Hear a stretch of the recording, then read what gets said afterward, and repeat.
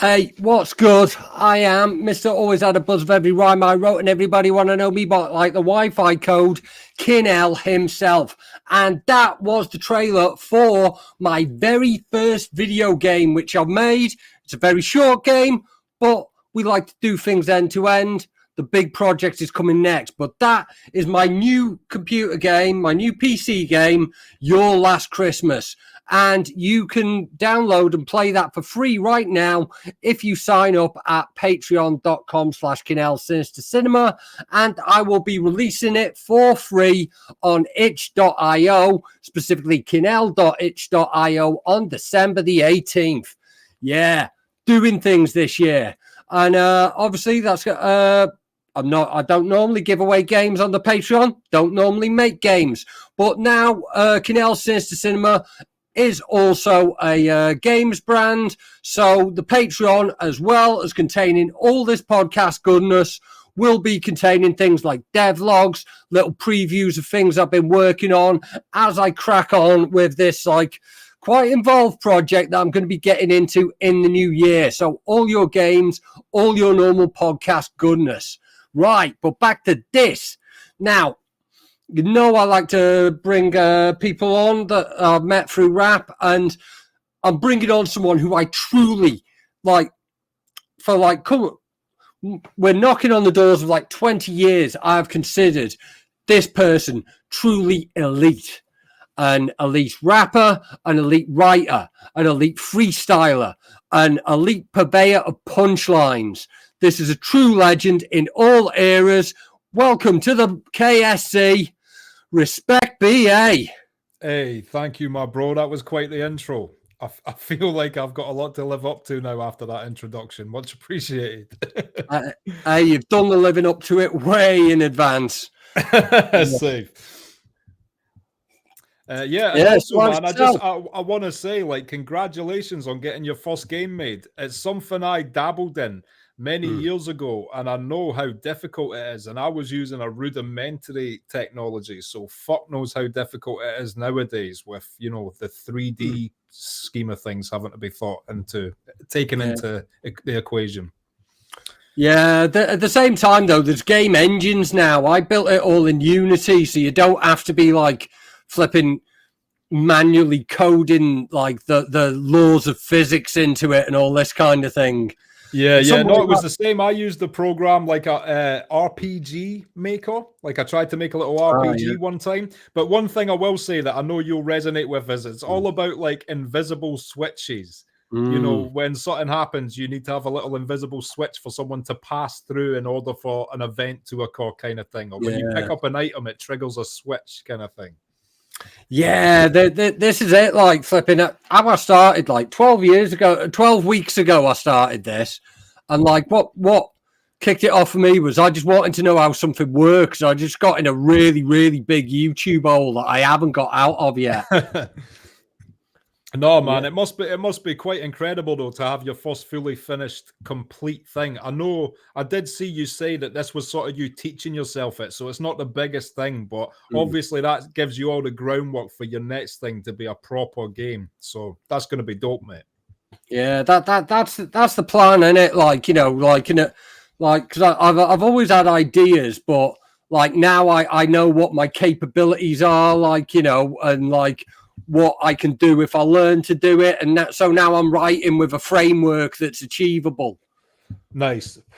And of course, if you need any voice acting for the next big project or something, hit me up. I can do a few good scary voices. Do you know what? I felt like I sketched out the plot of my thing today. And like I said, like this is it. This is what it's going to be, and flipping. An intimidating voice like yours would actually be fucking perfect for like what I got lined up.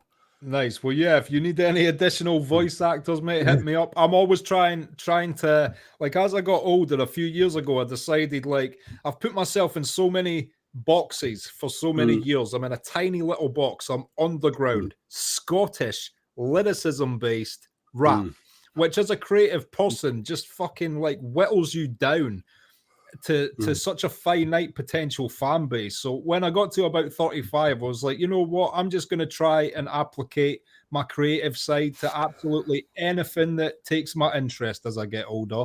So the last few years, I tried to write film scripts, tried to do all sorts of things I wouldn't normally do, like my reaction channel. I'd have never have done that shit, even like 10 years ago. I had a complete change in mindset a few years back where it was like, I need to really start thinking of things that don't limit me in so many boxes. It's like Russian dolls, and I'm the smallest doll in the middle of the fucking thing. So, you know, movies, for example, everyone likes films. So, acting to a movie and maybe using some of the wit which 20 years of battle rap can only build, breaking some balls while reacting to things is a good way to applicate some of my creativity, for example. Yeah, and like if we just take it like just looking at your lyricism, there's like a purity to your style that's like, it's not bells and whistles, it's not trends, it's there's a purity to it which I feel can be applied to a script or anything. Thank you, mate. Like, I think if you read my script, you'll see, like, I'm always drawn to the punchline, and every type of art form has a punchline. Whether it's like the reveal in a magic trick, or you turn a painting upside down and it's a different painting, or the twist ending to a film. So when it comes to me, when I was writing my film script, I layered it so it had like 2 or 3 twists or punchlines, if you will, throughout it, which I thought were like clever ones. So yeah, I'm always drawn to the punchline in art, mate, because that's the thing that always dropped my jaw as a spectator of art. So it's what I want to achieve when I'm trying to create art myself, basically. Yeah, that makes it like that's something that clicked into place. Like for me, a few years back, like when I was listening to a podcast with you with Battle Rap Resume, and you mentioned like you were very into like anthology horror. Yeah, and like, it's still my favorite genre of horror to this day, man. And like when you said that, that was when it made sense to me that that genre is like particularly good at highlighting it, but like horror in particular is about punchlines. It is about that setup and like setting the expectation and either subverting it or escalating it. 100%. In fact, I don't know if you know this, but it's quite interesting. Horror can only ever be one of 2 things, or sometimes a combination of the 2.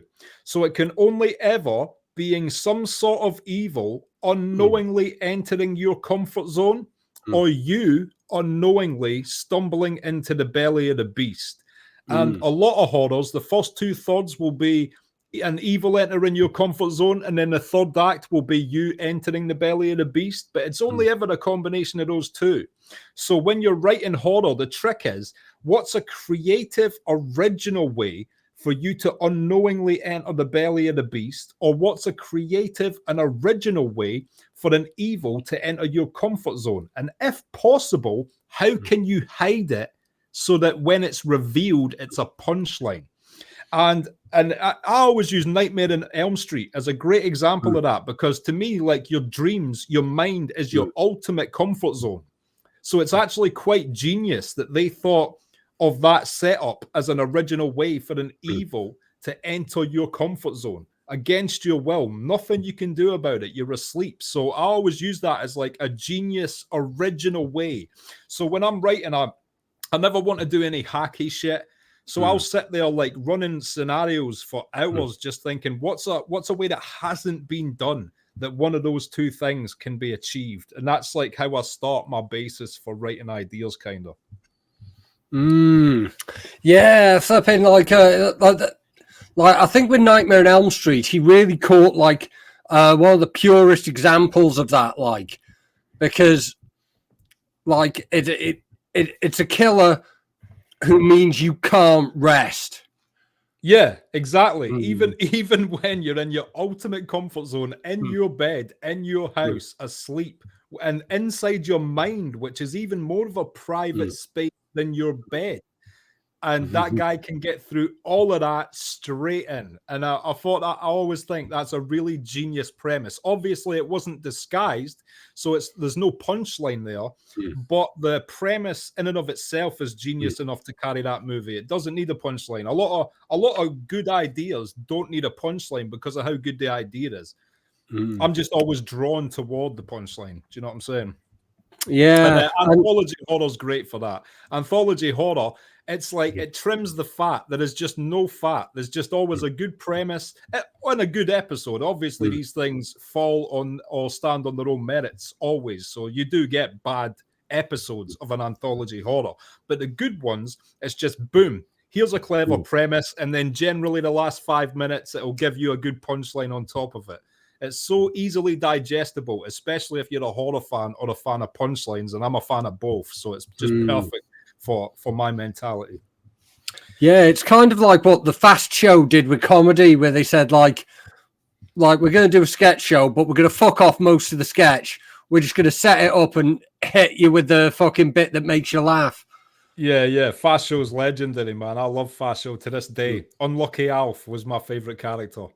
Remember Unlucky Alf, the old guy that just kept fucked up things kept happening to him? Yeah, flipping. And it eventually becomes like kind of like, once they've got that canvas, like you're almost laughing the minute you identify a character. Yeah, for sure. Because you just like it'll cut sometimes in the Fast Show to a new scene, and you hear the studio audience start to chuckle because they already sort of know where it's going just from the first visual they get. Yeah. And then you take it back to the canvas that sort of Wes Craven created with Nightmare on Elm Street. And flipping, wouldn't you've got that, like the setup is any type of character has a particularly long blink. Yeah. Because then that could be them going into the dream world or whatever. Yeah. I think Nightmare on Elm Street 3 was like the best for that. That was when they really figured out like second guessing you with the transitions. Yeah, I think most of the Nightmare on Elm Street ones, like I mean 4 and 5 and stuff is all right, but it becomes very self-referential and like a parody of what it once was at that point. I do enjoy them all still, but I tell you what really pissed me off. I always thought, who my ideal director for a sequel one of them would be like prime Tim Burton, because I always felt like the dream sequences, like if you think how crazy things can change from 1 second to another in a dream, to me that's the one thing they never fully utilized in a Nightmare on Elm Street film, is how just like crazy an actual dream can be. From one moment to another, faces can change. You can be talking to someone and turn back to them and they're a completely different person, and the room you're in ain't even the same room anymore. Like, I just wish they did more with that, more with the effects of the actual environments within the dreams, rather than it just being like a scary place and he's coming to get you. I know they did somewhat do that, but not to the extent I think they could have took it in sequels or the remake even. Yeah, which was terrible. Yeah, flipping. I feel like the remake had like a really good setup in some ways, and then they just fucked it. But like, they had the one thing that wasn't in any of them, which I was the first thing I think you'd have in a Nightmare on Elm Street film, which is a kid who was just banging fucking Ritalin so he doesn't sleep, and that how tweaked up and like flipping uncomfortable he is in real life. Shout out Kyle Garner, he killed that role, but the film sucked. Yeah, it was a shame, man. And I feel bad for Jackie Earl Haley, is it? The guy they cast as Freddy, because he's such a great actor. But Robert Englund is just so irreplaceable as Freddy. It was always going to be an uphill battle. But yeah, the script was pretty bad for the movie as well, man. Just, bit of a clanger. But then most of the horror remakes have been absolute shit. I think the only one I enjoyed was maybe the Texas Chainsaw Massacre one, actually. I thought that was pretty good for a remake. The original's still the dopest shit, but for the remake, the Texas Chainsaw one I think was the best. Yeah, there's that one was like it really did start a movement, like, because it's sort of like ground zero for torture porn, really, and all, because like that's like 2003, and like we've just had this like really like burning out slasher phase where like screams got big in the mid to late 90s, and then people are trying to make, you know, slashers less violent and have more Dawson's Creek people in them and shit. They kept trying to make things more and more team friendly at a time when actual teenagers were discovering the internet and watching cartel executions. Yeah, shooting up high schools. Scream was tame to those guys. Yeah, so like, no, but I still have a soft spot for, like, I like Scream 1 and 2, specifically Scream 2, I think is the best of that franchise, in my opinion. Scream 2 is my favorite. Oh, I like them all. Like, I've got like quite a close attachment to them. Like I saw the original Scream in the cinema, like, and that was one of those big moments, like, for me, like, so. Yeah, same. I was quite young when the first Scream came out, and it was groundbreaking for its time, which a lot of people forget how groundbreaking it actually was. I think the second one was just like cleverer because in horror, a lot, it's about sometimes the journey and not the destination. And I mean that in a scene by scene way. Like, it's not always about the bloody kill, it's about the tension leading up to it. And I thought that Scream 2 had some really genius scenes which created tension. Like the scene where he's chasing her through the sound room, you know, and you see him coming out from behind different parts of the sound walls and shit like that, and how they used sound in that scene alone. And then the other scene, which was great at creating tension, was when he hijacks the car, then crashes it, and they now have to crawl through and over him to get out the window. It's just such a genius creation of tension. And there was even a third scene you could say is quite genius as well, when she's practicing the play and they've all got their masks on, but then you see that the killer's mixed in amongst the people with the masks here and there. And also the intro was quite clever as well at the cinema, because like how do you disguise a very recognizable danger, and it makes perfect sense. It's like the movie launch, they're all wearing that fucking outfit. And then instantly he can just be a ghost in amongst all the people again. So a lot of really clever scenes in the second film when you break it down, like scene for scene, mate. Yeah, and that they put it out like 9 months after the first one. Like, a sequel was like not planned at the point it got released. Yeah. I mean, Kevin Williamson, he is the guy that wrote Dawson's Creek, but when he was writing horrors, he had like a little few years where he truly couldn't miss, mate. I swear he did The Faculty as well, or he was involved in some way with that. And he also did I Know What You Did Last Summer, or was involved in some way with that. They were all pretty dope movies. Yeah, flipping. The Faculty is particularly good because flipping that kind of brought back, like, you know, one of my all-time favorite films is The Thing. Yeah, very much sort of Invasion of the Body Snatchery kind of thing as well. You know, you don't know who it is. Actually, one of the short horror stories I wrote, I don't mind like giving this out. I'll probably never finish it, but I always thought, what if there was like a reverse thing where it was an alien parasite hiding in humans to try and get out of the facility, but the humans wanted to keep it there to study it. So the humans were the bad guys, killing whoever they thought were infected with it to keep it in the facility. So that the parasite's actually the good guy, changing between bodies to try and get the fuck out of there. Like a reverse thing. Do you know what I'm saying? Yeah. That is. I really want to tell you the plot for that I've written out today. Like, I know it's up your street, but don't want to drop it on here because I am. Tell me off air though. I want to hear this shit. Yeah. But that's like that kind of tension that comes with not knowing. I think taking it back to Body Snatchers, that's something that's always really worked for me because it's a whodunit. It can be more than one person, but you've completely ruled out any way of like, what should we call it? Thinking, well, this person's got a motive. This person wasn't here. Yeah. It's very similar to the early Screams. I feel like in the later Screams, I feel like it's a fair criticism. I did watch a video recently that brought this up, but I did agree with it. It's like a fair criticism, I would say, in the later Screams, to say that it's almost impossible to guess who the killer is. It's just at the end, they take their masks off and you're like, oh shit, it was them. But in the first couple Screams, I think they stuck closer to the whodunit by injecting hints and clues throughout it. So if you were really paying attention, you could put 2 and 2 together. And well, that's one thing that flipping I particularly loved about Scream 2 is that like the whole thing was always like this sort of reflexive meta look at the slasher genre. So the whole time we're trying to apply the rules of like the relationships between the characters and try to locate who was what was where. And at the end of it, and then the big twist, who is it? It's the guy in the first one's mum. It's going to be the person with an actual motive to commit murder. Yeah, it's like Friday the 13th if the first one was second.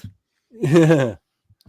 Do you know what I mean? But makes complete sense. And she was such an unassuming character. You would fucking never guess it was that annoying reporter lady through most of the film. Even though, like, early on, if you watch the scenes again, she is a bit fucking batshit, but you just mistake it for like a reporter quirkiness or something. Do you know what I mean? And like when you sort of look back on it, like it's almost as if like while she's doing that, she's like effectively parodying the Courtney Cox's character was in the first one. Yeah, exactly. So it's sort of like it's not a bait and switch, but it's definitely a distraction because you just think this woman's just trying to be Gail Weathers or whatever. I would never have put her as one of the killers at the end of the film. Yeah. Where'd you sit on the Saw franchise? I mean, it's definitely influenced by a far superior movie in Seven, which I think is one of the best detective thriller movies of all time. Seven. I fucking love Seven. I think it's done so well. And it created an aesthetic that to this day is so clever. Things like the Batman heavily borrowed from it. You know, just last year, there was a lot of elements of the Batman, which I really liked, by the way. I like that new Batman movie. But when I was watching it, I thought, this is very Seven-ish. The rain, the constant rain at night and all of that shit. It was an aesthetic that Seven just nailed perfectly back in the day. So I do think Saw is kind of Seven-ish.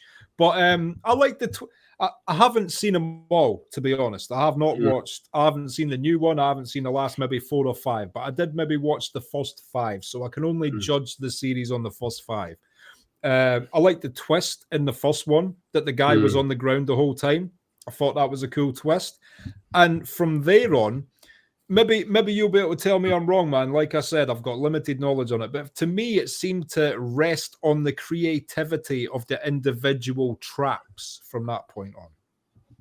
Yeah, like see, the problem is like when you get to the later ones, they've almost got too much plot that they're trying to deal with because like flipping there's like some kind of revelation at the end of all of them. So by like 7, you've got like fucking 7 revelations worth of shit that you're trying to like tie up in one film. Okay, so how would you rate how do you rate the Saw franchise? I'm a very big fan of it. Like, and I did a rewatch of it. Like, I did a rewatch of them all ahead of the new one dropping, which is set between the first and second one. I've heard the new one's like surprisingly one of the better ones of the whole series, by the way, for what that's worth. Yeah. I'd say it's one of my top 5s, but like the lowest I've got in the Saw franchise is a 3-star. Okay. Yeah. Out of 5 stars, yeah? Yeah. Oh, so you're a big fan of the entire franchise then at that point. Yeah. No, that's fair, man. I can see why it appeals to a lot of people. I do think personally, for me, it just it felt kind of regurgitative after the third or fourth, but then I guess the same could be said for many horror franchises. So I guess it's just what you're personally into. But like I said, I haven't seen the last bunch. So if you think they're as good as the first set, I might have to check them out. Yeah, I do think, like, you know, like by the second one, there's like 3 twists at the end of that, and I tend to like when we're following people through a journey with the traps. Like 6, I think, is a particular favorite of mine. Like, I like when we're. I was going to say as well on the subject. I thought Scream 6 was maybe the third best out of all the Screams. I thought they really brought it back with a 6th one. I did not like 4 and 5. I've got a soft spot for 3, even though a lot of people think it's shit. Yeah. But I like the whole Hollywood Black Dahlia sort of element that it had to it, like the fuckeries in Hollywood, which is why I've got a soft spot for the 3rd one. But I do think that 6 had enough creative ideas in it where I definitely rate it above 4, 5, and 3, I would say. Yeah, I think like with 6, they just like they brought in these characters in 5, and like 5 was like flipping. When I was watching it, like I really enjoyed it on my first watch in the cinema, because like I went to the same cinema where I watched the first one in 1996. Damn, and nostalgia. Like, yeah, so there was a lot of that. Like, and I just felt like I was like a 16-year-old kid again, like watching it. But But like the new one, like didn't like wasn't resting on the previous films like that. They'd introduced these characters in the previous one, but no, we're going to talk about these characters' story. It doesn't matter about what went on in fucking Woodsboro, and it has some brutality in it. Fucking like there's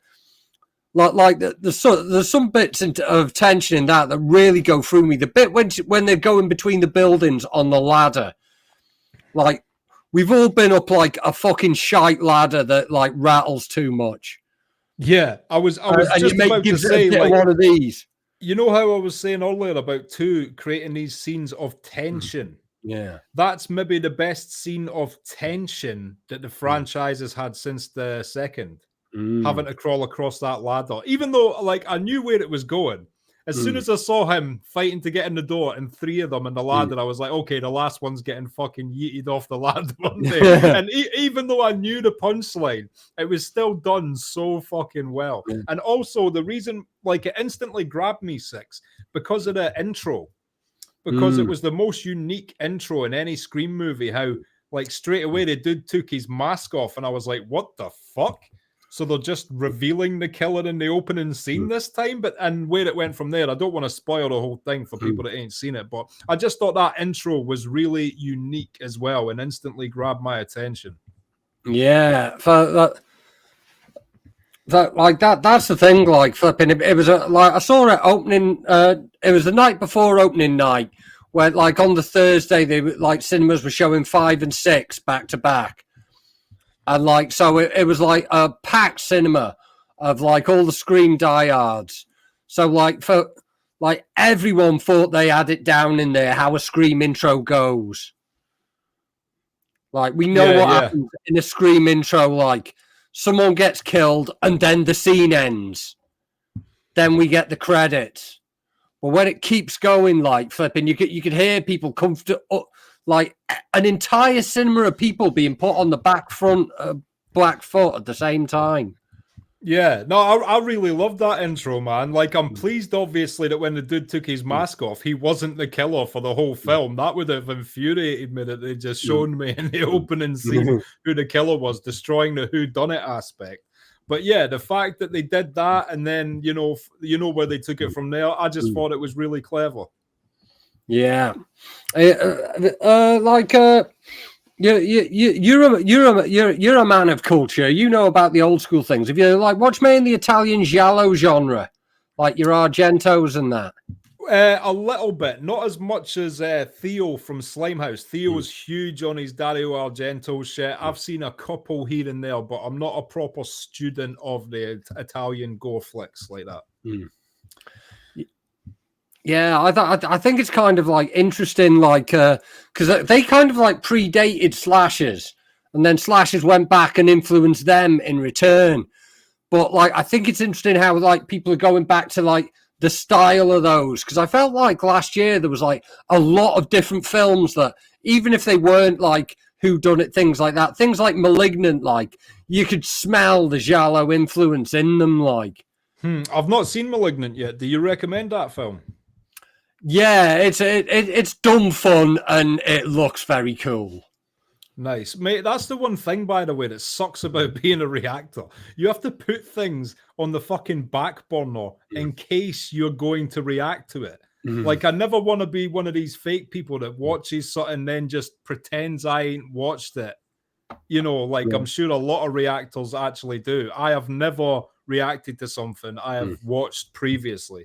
So, like, for instance, I'm dying to watch Black Mirror, but I also really want to fucking react to that shit. So it's just like sitting there staring me in the face every day, and I'm just like crossing my fingers that one wins a poll on my Patreon so I get a chance to react to it. Otherwise, I'm just going to bite the bullet and watch it in my free time. There's things like that, though, with films and TV shows I'm just dying to watch, but I have to sort of set aside just in case. So it's frustrating sometimes. Yeah, is there any like? Has there been any horror that's like really like jumped out at you this year? Shit, this year, like most of the stuff I've watched this year has been from previous years. Actually, I think the most current thing I have watched this year was Scream 6. So that's the most like contemporary thing I could say I've watched this year. A lot of things, like you wouldn't believe some of the shit I had only recently watched. Like I reacted to Misery last year. Had never seen Misery before, bro, until last year. That's fucking shocking, really. So there's a lot of things that might surprise you I haven't got around to watching. But then on the flip side, there's a lot of things that I've probably seen you might not have even checked out yet. I know you're a proper student of the horror genre. I tell you what was a hard to find thing that I managed to finally get on Blu-ray. I had to get the Spanish version Blu-ray because they don't even have a Region B in English. Do you know, have you ever seen the film Body Bags? Yeah, the John Carpenter, where John Carpenter is the like sort of the crypt keeper character. It's got an insanely good cast as well. Like Wes Craven shows up in cameos. Sam Raimi is a dead body that falls out of a cupboard. And Mark Hamill's in it. It's got an amazing little cast. I think it started in America as a TV anthology movie made for TV. But yeah, I managed to get that on Blu-ray this year. I was so happy I finally got a copy of Body Bags, man. It's so hard to get. Yeah, it's like I think like that's because of they do good stuff, but there's a US label called Shout Factory and their horror label's called Scream Factory. And they've got a fucking very fucking nasty tendency to like buy the international rights to really cool shit and then only put it on out in America. And like everyone I know with a multi-region Blu-ray player had to get it because of a bloody Scream Factory release. Like The Blob, 1989, The Blob. You've got to get the American one of that. Yeah, I think I've got the Blob on Blu-ray, and I think I've got Region B is quite good though because it encompasses basically Europe and some other places as well. So if you can't find a British version, they'll always have the English audio track on like German, Spanish, French releases. So I've been able to get a lot of the rarer horrors through German, Spanish, or French releases. I think I got the German release of the Blob, but it's got the English audio track. It's fine. So but you got to figure ways around this shit. The fact that the DVD and Blu-ray industry is dying due to digital media and they still just don't release every Blu-ray as region free is mind-boggling to me. Like all Blu-rays and shit should be region free nowadays to try and save that dying industry for people that still like to have their own physical copy. But they still to this day have to put fucking region specific releases on most of this shit. And it's so pointless. Yeah, I will say, like, the new UHDs, the 4Ks. Yeah. Like, every UHD is region free. That's cool. So they brought that in with the new format. Yeah, I was thinking about getting a region free Blu-ray player just because there's certain things. Like, check this out. This is one I can't play. I'm still happy I have, but I cannot play this. Oh, Tales from the Dark Side. The movie. Have a look on the side. Is that Scream Factory as well? Scream Factory. Yes, it is. Yeah. I told you they're the origin story behind every. They always do that, like. But now they're putting them all out on UHD, so they're region free, but they're expensive. Yeah. And you got so what would you recommend? Because I was on Amazon a few months ago considering getting a multi-region Blu-ray player, and I was going through the reviews, and a lot of people were like, "This shit isn't actually multi-region." So I started to think, is a multi-region Blu-ray player a myth? Almost every single player I looked at on Amazon, there was some fucking cunt in the reviews saying, no, this shit is not multi-region. If there is such a thing, I'm buying one tomorrow. I don't know how much these 4K players are, but I'm going to get one of the two players in the next few years, basically, because there's so many great movies you can't get otherwise now. Hang on, I'm going to send you the link to one I've got, because like how multi-region Blu-ray players work. Are they like chipped? But and like what should we call it? You press like the blue or the button while the thing's open. Gives you a little instruction sheet to change it over. But I'll search my orders and I'll send you the link to the one I got. It's and yours definitely works. Yeah, plays all regions and all that shit. Yeah. Cool, and I've tested it out on Scream Factory releases and like some weird Australian stuff I got. Like every region definitely works. I'll find you the one that I've got. Like it's a Sony one. Oh nice. no, as much as I don't mind getting these foreign versions, sometimes I wish I had the English artwork. Like I got Killer Clowns from Outer Space recently, and it's just annoying that the shit is in Spanish. Like the artwork is Spanish and shit. I can't even file it under fucking K. Yeah, flipping. I'm just gonna hang on. Where is it? Oh no, that one's no longer available apparently. But I got the Sony UBP X700. You'll be able to get. So like, if they're not on Amazon at the minute, like that, maybe flipping to someone's had a word about them selling kit that's been tampered with, like. Right. Oh well, there must be some way to get it. Like I'm happy with it being a little hustled, tampered with device as long as it works, man. I've been staring at that Tales from the Dark Side movie. It's one of my favorite anthology movies as well, and I just haven't been able to play it. It's still nice to have the physical copy, but to watch it would be even better, of course. Yeah, flipping. I haven't seen that one in ages. Like I really remember. Like I've got really strong memories of like seeing it on Channel 4, like when like Friday night was the horror night, and it was usually like The Fly or something, but it was Tales from the Dark Side this night. And flipping, I have really strong memories of that gargoyle story. Yeah, that's probably the best one of the movie, the gargoyle story.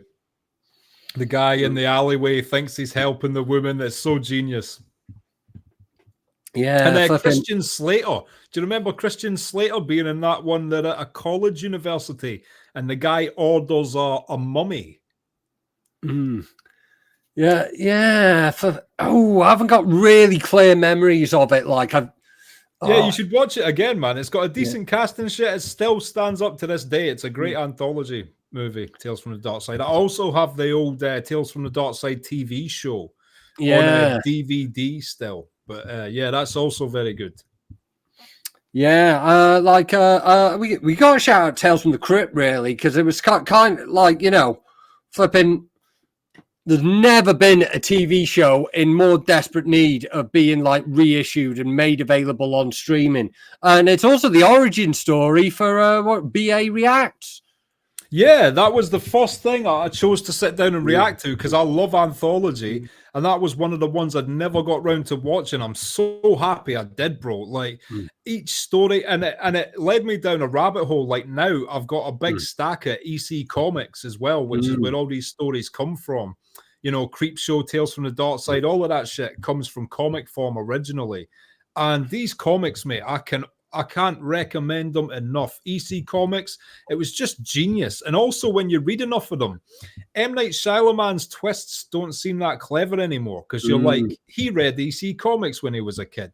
A lot of Steven Spielberg's movies don't seem that clever anymore because you're like, he read EC Comics as a kid. Like, so many good ideas, twists, premises all come from these comics. They're so genius, man. And you can buy reissues of them on Amazon. If you just type in EC Comics, you'll be able to find lots of different ones. Tales from the Vault, Tales from the Crypt. They've also got a series called Shock Suspense Stories. And they also have these ones which are like war stories, which sound like they wouldn't be up your street. But if you imagine short war stories with clever premises, just like a Tales from the Crypt, and a clever punchline, just like Tales from the Crypt, they are just as good, man. Trust me. Yeah, but like I think like particularly like towards like the last series of Tales from the Crypt, I seem to remember when they were shooting it in the UK for some reason. And you had like Eddie Izzard in it and shit. They were like taking stories from those like war comics, like. Oh, really? See, I haven't seen the last few series of Tales from the Crypt. I had to stop reacting. I think it was at the end of season 3. So I've always held off watching the rest of the series in case, like I always said, if my channel ever blows up, I'm forcing the people to watch these next seasons of Tales from the Crypt with me. But the first 3 seasons alone are all so genius, man. And if the premises and the punchlines don't constantly grab you, then the cameos and like guest stars will. There's, you know, an episode directed by Arnold Schwarzenegger. Yeah. Like Steven Spielberg was supposed to direct the episode Yellow, but when he saw the technology they had for it, he pulled out to go and start working on Saving Private Ryan. Yellow's like the war story one in the first 3 seasons of Tales from the Crypt, which has it's got a great cast. It's got Dan Aykroyd in it, and a bunch of legendary people show up in that episode. You know, the guy that played Spartacus, I forget his name. Oh, flipping. Yeah, like did you ever see Kirk Douglas? Yeah, did you ever see the Tales from the Crypt movies, like Demon Knight and that? Yeah, I've got a Demon Knight like sitting on the floor right next to me. Actually, I was checking the special features recently. Yeah. Anything anthology, man, I love. Like, of modern anthologies, I would say in the last 10 years, my favorite one was Trick or Treat. Have you ever seen that? Yes. Yeah. I loved Trick or Treat, man. It was written by Stephen Doherty or Michael Doherty. I forget his name, but he wrote like the Superman movie and shit, but that was obviously his little passion project. He also did Krampus. Yeah. That guy. But yeah, I thought Trick or Treat was so clever. A nice set of little anthology stories woven together over one Halloween night, and all the punchlines were pretty decent throughout the whole thing. So yeah. I love that little anthology horror movie. What do you think of the VHS series? Again, like these things all stand or fall on their individual stories.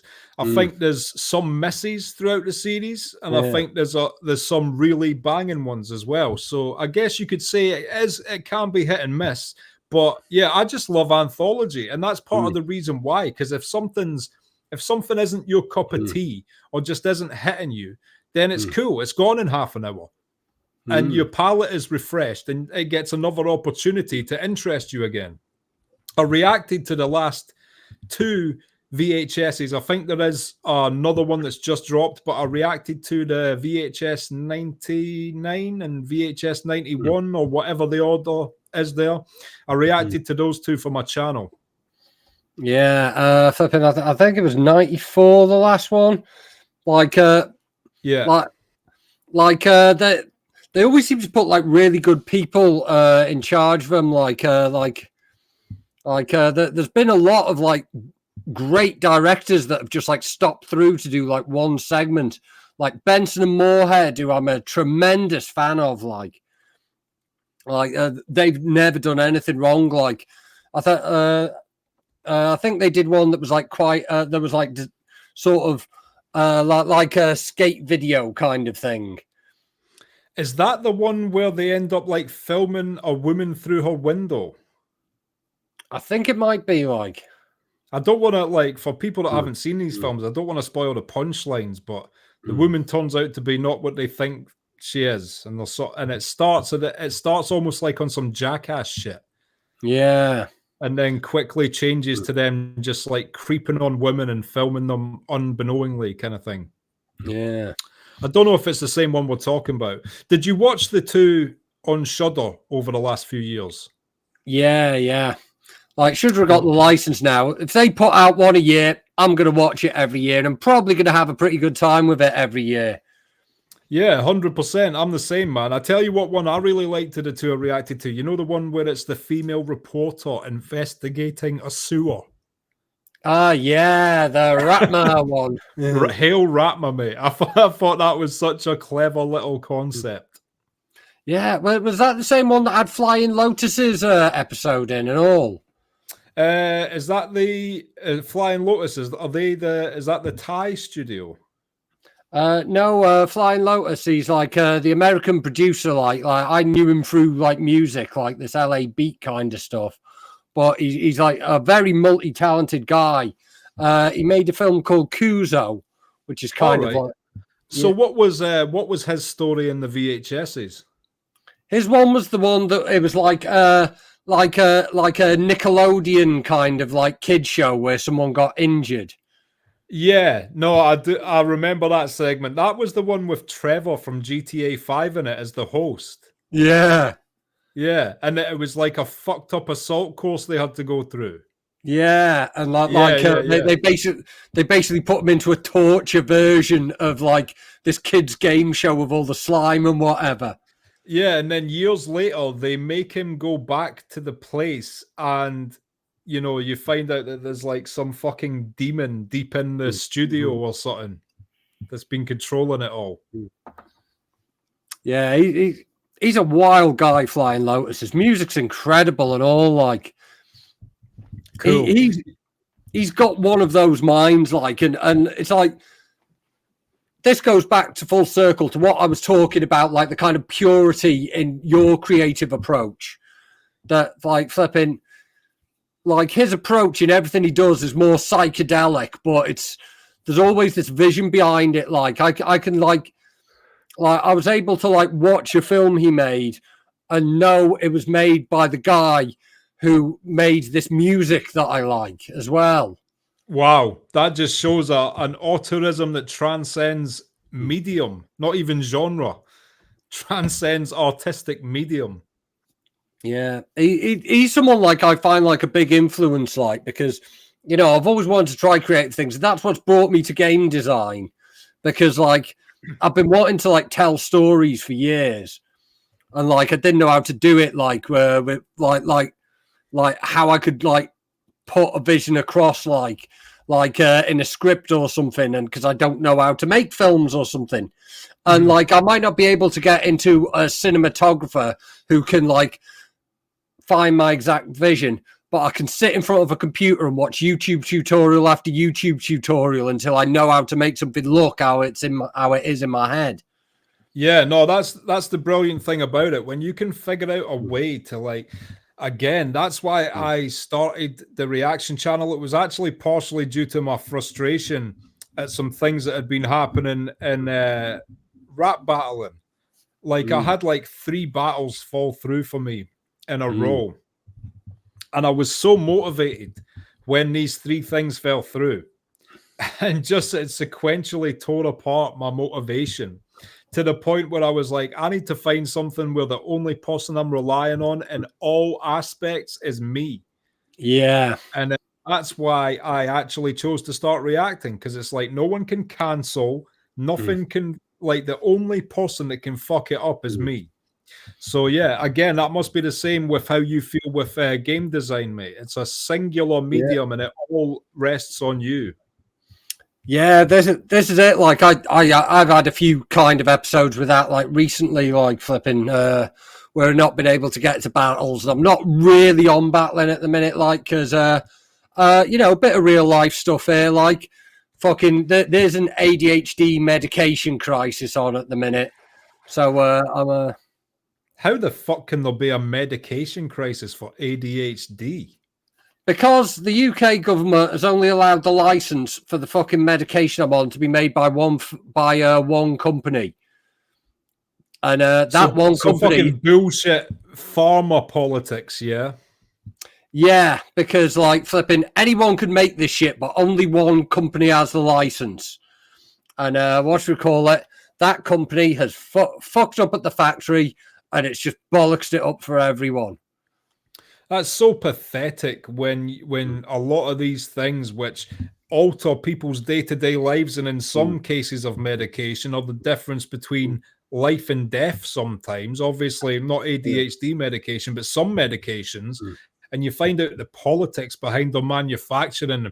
I don't know if you know that guy, Martin Shkreli. Yeah, flipping like I've compared him to like Rob Zombie a few times. Because like I've got this theory that like around the time of like there was like around the time of like when we had like what was dubbed the torture porn movement, there was like certain people who were getting all the stick for it. And it was your Rob Zombies and it was your Eli Roths. It was because they were a face, they were a personality, and like I call that the Martin Shkreli effect because like fucking. Because he's definitely one of many. Like, don't get it twisted. Like, yeah, but he's the one who got all the hate because it was a face and it was a Weasley face that people could point off, and he pissed off the Wu-Tang Clan and all this that like because it was a face they could point at, then people directed all that hate. But all these companies are all doing the same thing, but you just never see the guy who's making the decisions because he's not on social media being a dick, so they get away with it. It's true, but the fact that it was even decided that, you know, he was part of this young group of, I forget the university, but they all got business degrees from a university, and they all decided that when they graduated, they were going to go into the purchasing of certain medications and upmarking them sometimes by 1,000% and shit like that. It's just such an insidious way to make money, and there should be all sorts of laws in place to prohibit the upmarking between manufacturing cost to consumer price on medication. And they're just not there because obviously the politicians are just as corrupt as the pharmacies who control these medications. But it's just fucked all round, man. And the only people that suffer at the end of the day are the people that genuinely need these things to live regular lives. It's fucked up, mate. Yeah, man. Fucking like that.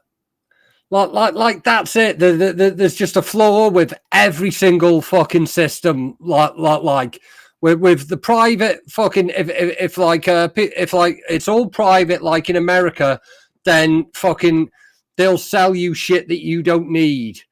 Fucking it's unnecessary procedures. It's like fucking you like that like fucking no cough so bad in the world you need fucking to drink morphine.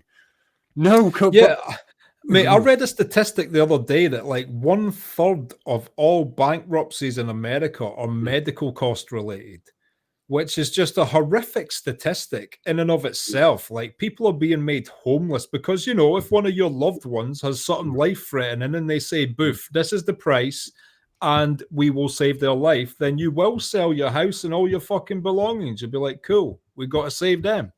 And the fact that that is literally causing homelessness and bankruptcy to a 1/3 of all bankruptcy extent is shocking.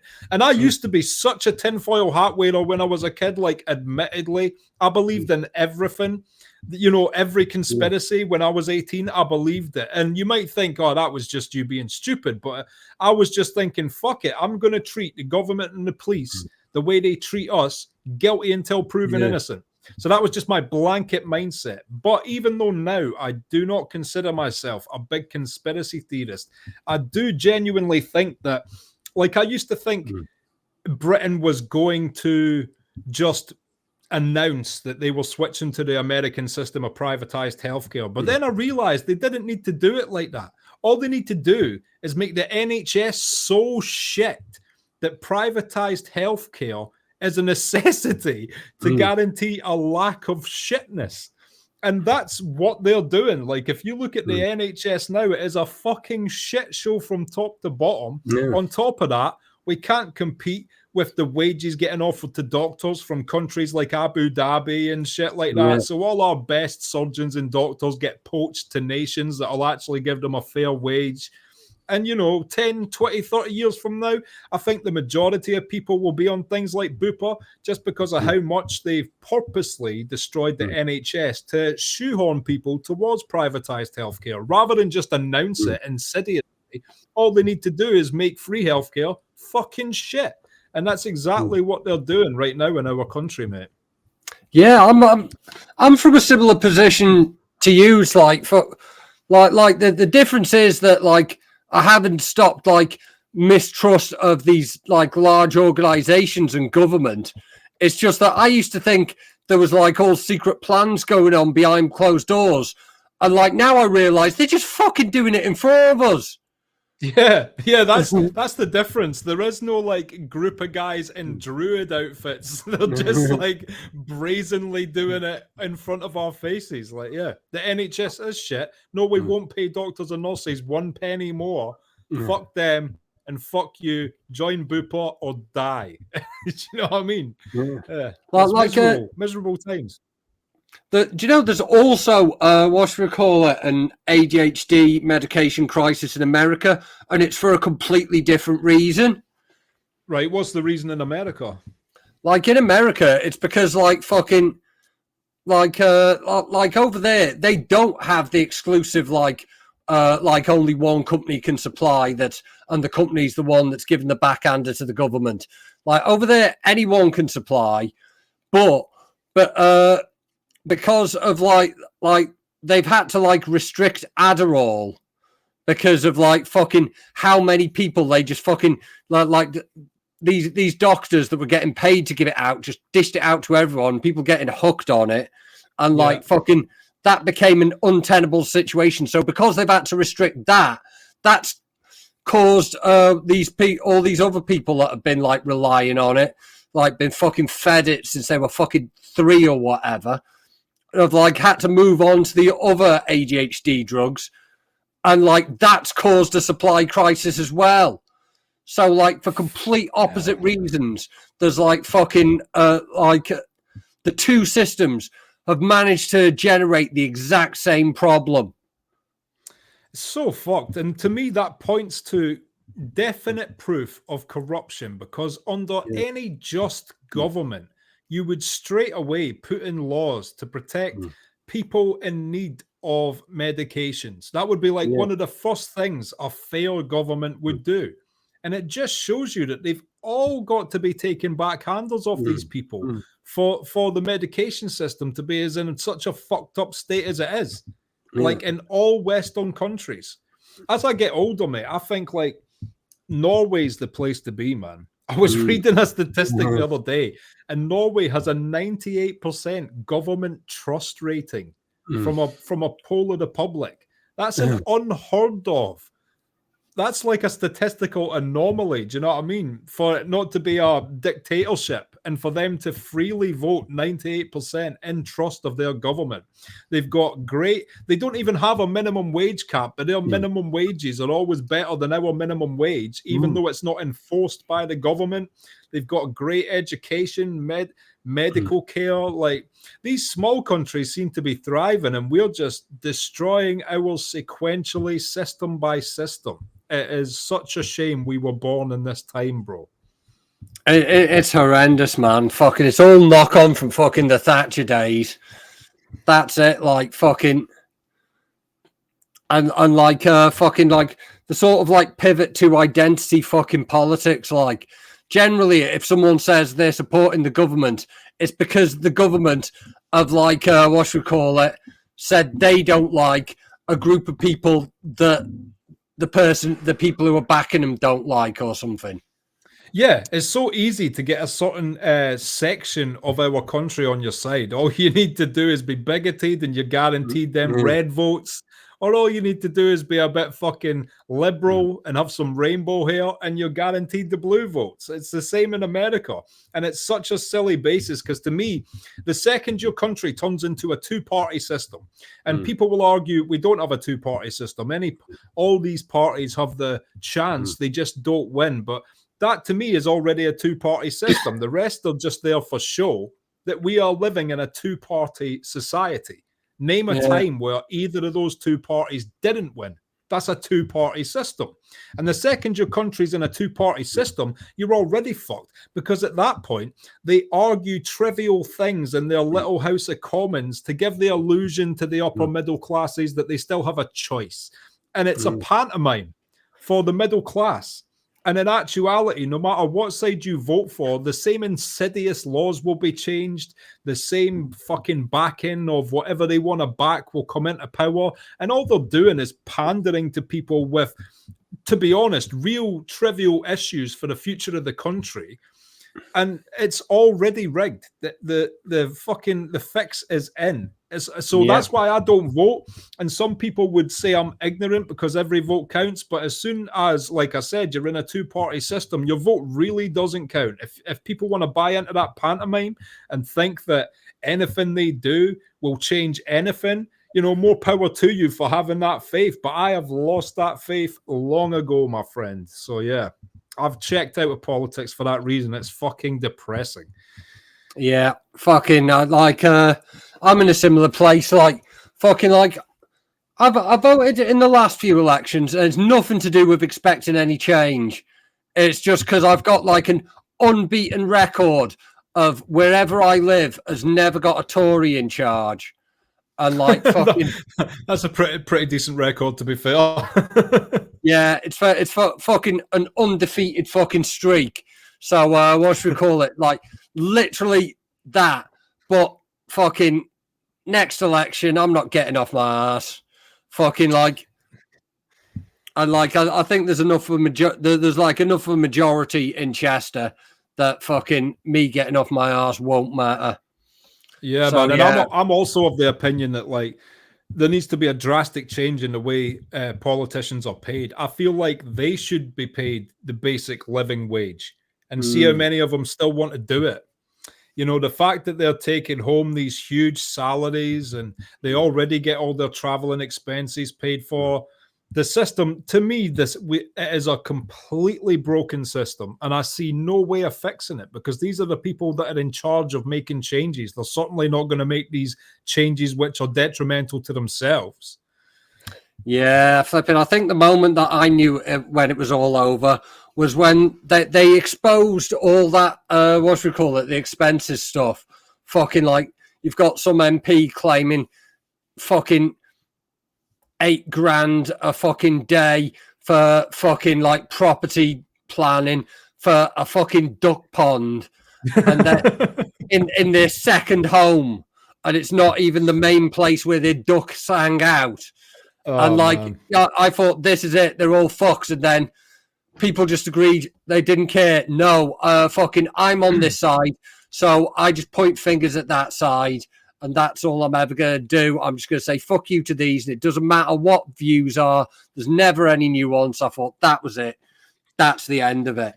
That's the heartbreaking shit to me, man. Is like, I expect governments to be corrupt. That level of power will only ever draw a certain type of individual to want to fill that position. So I expect these systems to be corrupt. What breaks my heart is they manage to every single year get these two sets of the public to form their sides and draw their swords, and it works every fucking time. I cannot believe it. It's actually admirable how they constantly get us to point fingers at one another instead of all in unison point our fingers at fucking them. They're masters of it. It's social manipulation, but the fact that most people don't see through that, and to this day, you can go on Twitter any day of the week and find far-right people giving far-left people shit, and the war continues day to day. It's exactly what they want, and they're already guaranteed votes on either side. None of these policies even really make a fucking difference because these people know who they're voting for every single time. This is it. Like, fucking politics is like a fucking debate competition. It doesn't matter the ethics behind anything. It's just like, this is what my side's saying. Fucking, so I'm going to argue against whatever you say. And right or wrong doesn't come into it. Yeah. It's just what's my side saying. Like fucking, if you speak to someone who like really knows football at a statistics level, fucking like their team could be like fucking bottom of the league, and like their rival team could be top of the league. But you speak to that person who knows their shit with statistics, and they'll have a million reasons why the team that's at the top of the league are actually shit. Because it's so true. Statistics can be skewed in so many different ways. Yeah, this is it. Like fucking like, you know. So being good at debate is nothing to do with being right. And so as soon as politics becomes just debate, then right can't exist. Yeah, I was reading recently, they did some sort of statistical poll in America in the states that had legalized cannabis. And they were showing that X amount of car crashes or, you know, car things every year, the people were on cannabis. These statistics did not take into account whether or not the person who had cannabis found in their system was also drunk at the time. So they formed the statistics while not taking into account whether or not the person had been drinking alcohol. It's so easy to fucking skew a stat if you want it to look bad, no matter what side of any argument you're on. Yeah. And we know that better than most people because we are battle rappers, which low-key builds a sort of understanding of the savviness of debates in your head. I feel like, you know, this you can is it, like something. Do you know what I'm saying? You know, fucking, you know, it's like if we look at your recent battle with Real Deal, like, you know, fucking, you've got all these fucking punchlines on why the fact he's a teacher is a bad thing. Yeah, he's a great teacher. I fucking love Real Deal. Like, I literally, when I sat down to write that battle, I was like, this is going to be hard because I like Real Deal. And I just said to myself, like, just lie. Just lie and everything. So I wrote it from the perspective of dishonesty, mate. And that's the only way I could get my rounds finished. But yeah, you can make someone who's a great gym coach, you know, over the course of a round seem like the most horrible teacher who's ever been hired. Yeah, well, we fucking passed the hour mark, so I think we're going to wrap it on the head there. Definitely want to get you back on, like, possibly fucking several times, because I feel we could, like, go off on these tangents all night, but this has been a fucking brilliant fucking conversation. Oh, so, likewise, mate. Anytime you want me back on, just hit me up. You've got my number now, so yeah, just let me know, bro. Definitely. And I'm going to hit you with a pitch for this game afterwards, because, like, fucking it just... Something clicked into my head when you, like there was like a missing piece that clicked into my head when you said you'd be down to do a bit of voice work. Yeah, for sure, mate. And I, like I said, I love writing as well. So if you're ever having trouble finding a solution to a writing problem, I'm quite good at like figuring out a solution to a writing problem as well. I love figuring out these problems with writing and shit. Yeah, I'll definitely be hitting you up for that because there's going to be a lot of writing involved. But yeah, we'll do the plugs like so. BA Reacts on YouTube. Yeah, BA Reactions at BA Reactions. Yeah, yeah. I know there's a Patreon there, so get subbing and supporting. Is there anything else you want to plug? Well, yeah, check out my battle with Real Deal when it drops. It'll probably be the last battle I'm doing for a while. I just wanted to make sure that I was keeping myself sharp, and also I had so much respect for Real Deal when I was offered Real Deal as a battle. It was just something I could not turn down. So it'll probably be one of the last battles I do for a long while, maybe, but you know, never say never. But for sure, check that out when it drops. And also, if you want to help support me, I'm on Patreon at BA Reactions. It's not a fancy name, but because so many reaction channels are all doing the Macaulay Culkin faces and saying, you know, this broke me, I wanted to be anti that and just try and be a completely honest reactor. So BA Reactions is what it says on the fucking tin. Come and watch me watch shit and have some fun. Yeah, they actually are fucking good reaction videos. It's not just it's not just a fucking thumbnail competition. But no, thank you, man. But yeah, KSC podcast. Hit up the Patreon to check the game. I'm Kinnell. Peace.